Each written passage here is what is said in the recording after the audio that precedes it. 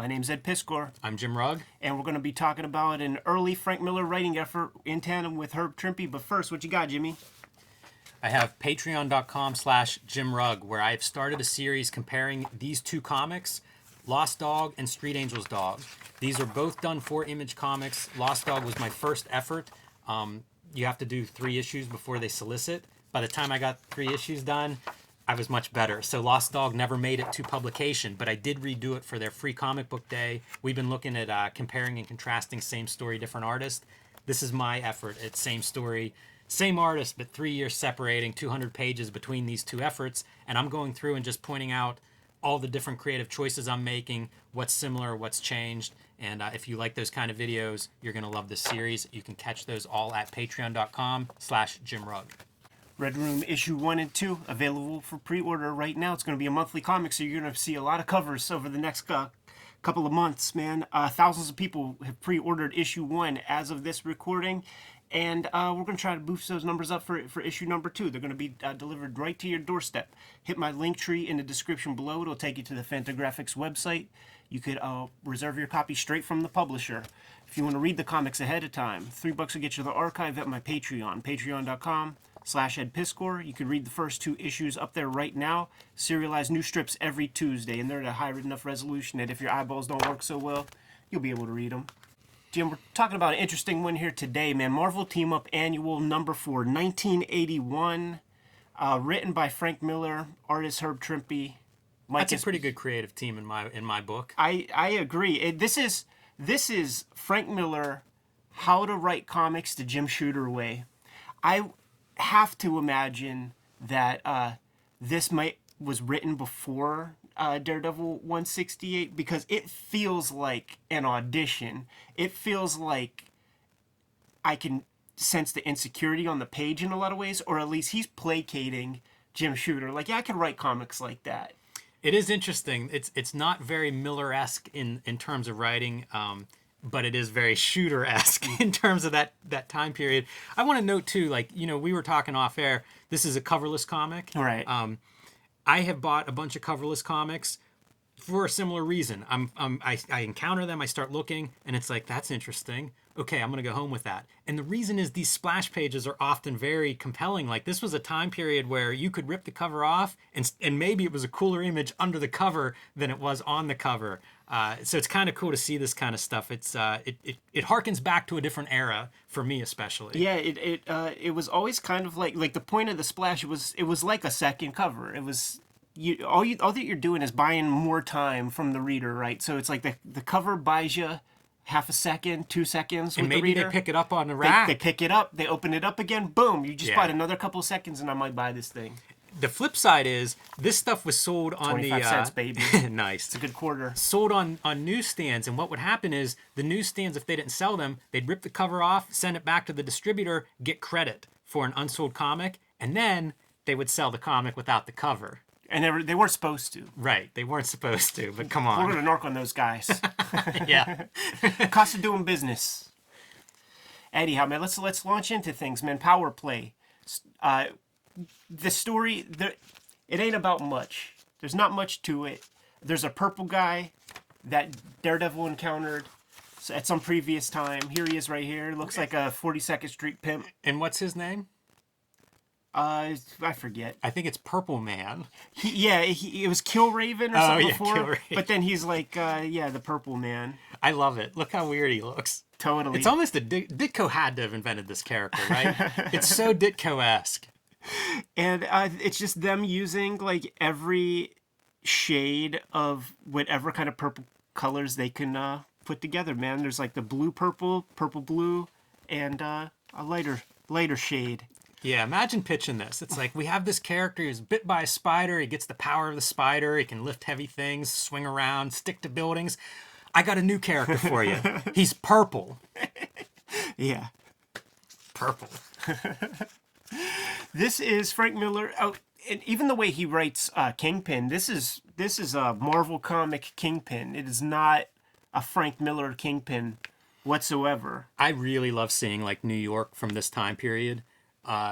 it's such a fascinating time, right? Like shortly before they clean up New York, that late 70s, early 80s, I think about as like 42nd Street forever kind of time period. But these guys all lived in New York. So like they were drawing, it's not like he's photo referencing anything, but it's a certain glimpse. It's a certain time period of New York. And I always love those. Yeah, for sure. Frank Miller is writing a story where he's going to be able to get Power Man, Iron Fist, Daredevil, Spider-Man, and Moon Knight all into the same story. And this purple guy, he could tell you to do things, and you'll do them. Herb Trimpe is in like his rare form of like total house style, John Romita type. It's very cool to see him doing Spider-Man. Yeah. Since Spider-Man is such an iconic character for Marvel, and I don't know that Trimpe did a lot of Spider-Man stuff. I feel like he drew everything at least a little bit, but not much. And so like when you get to see these panels with him, it's really cool. It's a little bit different. You get to see like one of the guys I love at Marvel interpreting one of their most popular characters. Is fun. Not only do I think that this might be Frank Miller's first writing effort, but I also do think that it was full-on Marvel method because of the composition of these pages and these panels. Like it's very by the numbers, and I could see that being a fun exercise. It's interesting that it would be Frank Miller's like first, where he's got this circumscribed amount of space to like fill it up with story, and he has to deal with what Herb Trimpe's giving him. So this is like a Fisher Price version of like collaborating with like Bill Sienkiewicz or Jeff Darrow or something, where it's like very standard. I want to point out this panel because we're going to see this used later to a very awesome dramatic effect. But these high shots where we're seeing like the street from the hero's perspective way up high, I think they look fantastic. And, we'll see a few of those throughout. Another one of those great just street scenes. Look at this building. Like Trimpe has like great shorthand, like I feel like he's internalized a lot of stuff. I don't know that he's looking at much reference because like when you see this, it's like just these boxy little pieces of furniture, and it's the right shape. Yeah, but it's just very it's comic book feel, like when what your mom thinks of as a comic book, like that's what this art is. That's what I think of as comic books. Like whenever I was a kid reading, Trimpe was doing like licensed stuff at that point, toys and cartoons and things, but it felt like generic shorthand for comic. Right. And I'm probably always going to associate it. Like there's an age, there's a certain thing where that lines up in my head when I think of this kind of comic book. It's Trimpe is the guy who's drawing it. And I feel like this is like a piece from the Jack Kirby school where it's like you don't gotta put a .45 caliber pistol in a dude's hand or something, man. Just give him like a little crazy gun.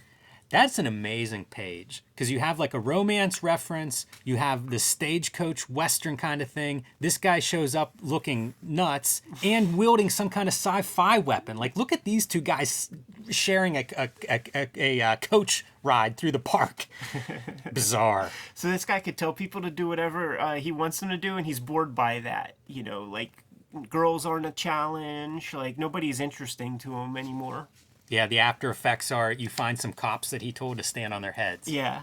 And you see, this is like newspaper strip. It's very weird. Writing or something. This is the, so he encounters Purple Man and he tells Spider-Man to, go take a flying leap.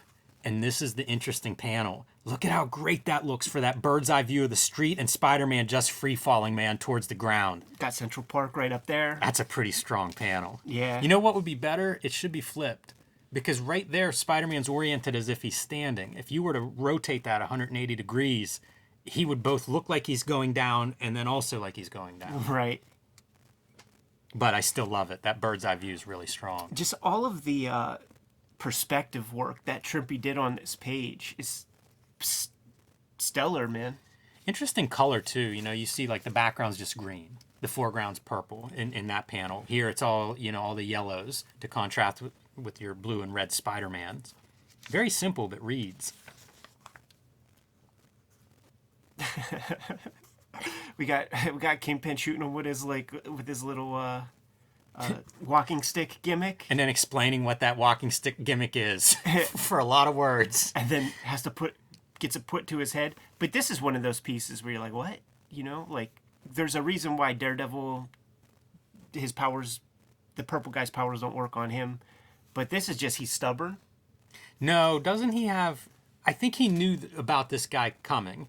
Like his whole thing was he dispatched that guy with the high tech sci-fi gun to bring him back. Right. I think he has these headphones that are like noise canceling earbuds. Oh, he's got the bows.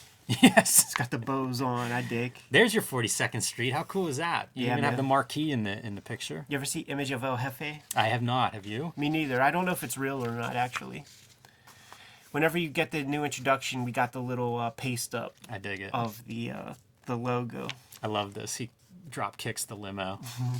By the way, I only know that's a limo because it says so. Right. I would Just have called these it the boxy- orange dude, car. Yeah, it's like, it's Ray Pettibone drawings, man. I love that it ends on its side. I wish they would have skipped that first panel and it would have just been he kicked it so hard it was on its side then. Right. Got our Moon Knight intro.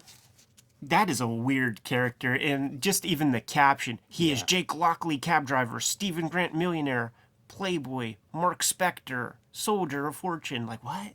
Yeah, it's a bizarre one. I had that whole first volume of the Moon Knight run with Sienkiewicz art, and that's it. You know, like he's switching all these identities out and stuff, and it's just weird. Yeah. Strange character. They try really hard to make sure he's not Batman, but he's pretty much Batman. Batman without the cool origin. Right. Man, I bet Moon Knight fans are just cussing me right now. That's okay, man. We could take them because we outnumber them. I bet Moon Knight fan number one is cussing me right now. I do like Frank Miller's J. Jonah. It is a good J. Jonah. He's extra over the top. It's a caricature of the way even Stan Lee would treat J. Jonah. It's almost like this is Stan Lee, by the way. I should have researched when he starts Daredevil because it surprises me that Daredevil feels different. Right. I assumed that whenever I saw Daredevil in this, it was going to be like, okay, this makes sense. It's Miller. This is his character, but it doesn't feel like the Miller Daredevil. I really think that he's like exercising some demons, or like just like, let me see if I can do this. To be given the annual is a big deal. The writing for Daredevil started this same year, and I think 168 comes out in January of this year, so it might have hit the stands. Yeah, who knows? before. Like those timelines are always sort of, annuals being almost an inventory story. It's hard to tell where these actually fall. Unless proven otherwise, like this really feels like Frank Miller's first writing job. This is like Eddie Campbell's, he does Bacchus. Yeah. All those gods. There's one of the god characters looks just like that dude. Yeah, this guy's like Oliver Queen, like a Green Arrow character. Yeah. There's a million. It's a weird character. Yeah, I kind of like him. It helps to be in a setting with a bunch of costume superheroes and Kingpin and Purple Guy. Purple Guy. We got Matt Murdock, Peter Parker, Power Man and Iron Fist there, and Moon Knight and all of his personalities in that body right there. So they're all in the house. The Purple Guy knows that there are some superheroes in the house, man. So Matt Murdock's got to create a diversion, screams fire. But see, he's a legal eagle, man. So you can't just go into a Got to building. start the fire first. You do, man. That absolves you of any illegality. Yeah. It does put you in line for an arsonist charge. Yes, but you're not going to be charged with just yelling fire. Just when blame there your isn't one. handicap, man. I didn't know what was happening. I didn't know that was a cigarette. Another part of this, man, is really just looking through this comic because I can't wait to get to one splash page. Very true. It's the real reason for us doing this comic. It kind of is, man, because it's a wild comic. It's a very basic comic, and Purple Man's like a 50-year-old guy or something. Like what's like it's such a weird. He just gets weirder and weirder. He takes off his cowboy hat and he's even more bizarre. I know it's like Quicksilver. Get a couple of good splashes That's in this nice. bitch, man. Like you see something like this and it makes sense, man. Let's get Herb Trimpe on some licensing duties, man. That could be on Yeah, that's color awesome. forms, like a good color form. It looks like it should be an Shrinky-dink. ad for some kind of toy line. Yeah. That's the Kirby gun muzzle that we've seen a million times. Yeah, it's classic panel. But you know what I think, man? Like when Herb's like reading the script, and it's like, and then they throw nunchucks. I think Herb's like, "What's a nunchuck?" And then Frank had to like draw up a quick doodle or whatever, and he's like, "Okay, it's 2 hot dogs, attached by a chain, Yeah. I can do that. Weakest nunchucks ever. Yeah, those aren't great. You don't hire Trimpe for nunchucks. No. You hire him for that Power Man splash. And look at these, like, they're Moon Knight chucks. And Moon Knight sees, because Moon Knight is Batman, and makes the deduction that the way this guy was able to not get fucked up by Purple Man is, he's got some earbuds, got the bows in.